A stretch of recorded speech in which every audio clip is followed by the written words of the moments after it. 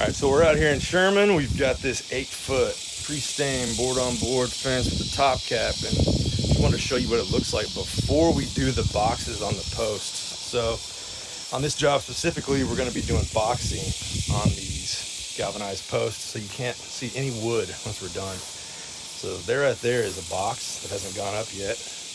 We're going to be covering all of these posts with these boxes, and we're done. All the boxes are on.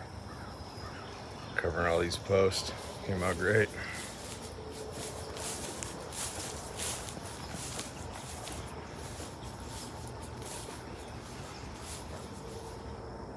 Just kind of makes both sides of the fence the pretty side, right? So lock you around the other side as well.